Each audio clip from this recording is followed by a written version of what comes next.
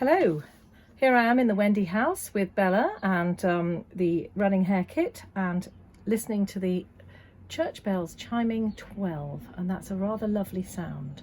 So I'm going to come up here and I'm going to create a little bit of stem stitch round the corner, or crewel outline stitch. I actually call this stitch crewel stem stitch because it's sort of a cross between outline stitch and stem stitch.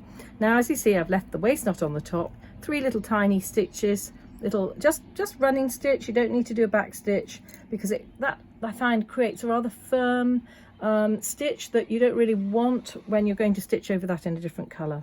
So working the background before the foreground, as we always do, we're going to work this area of the leaf before this area that's obviously the quiff over the top. So I'm going to come up and go down with my first stitch, and then just make sure that return isn't too long, and then I'm just going to take my second finger and just flip that in the same direction as the curve, and then pinch with your finger and thumb and go down again. Quite chunky big stitches because this isn't a tight curve. Take your thread to the side, go back to the original stitch, pinch and make your stitch. So it's down to the side, come up at the end of the last stitch, pinch. Now, do you remember I talked about the Vulcan salute, which is this?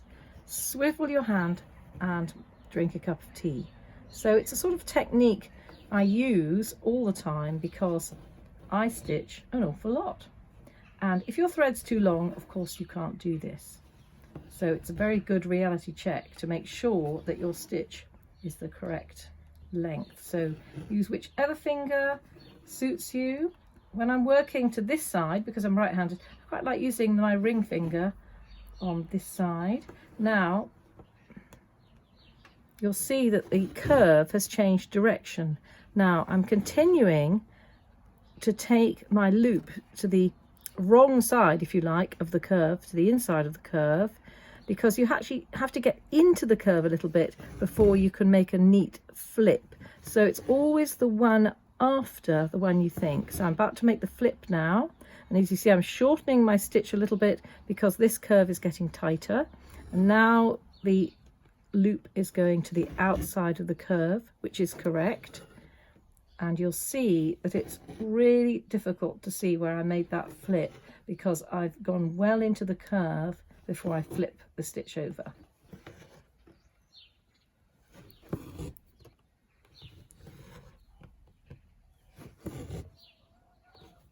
I can hear that hen again.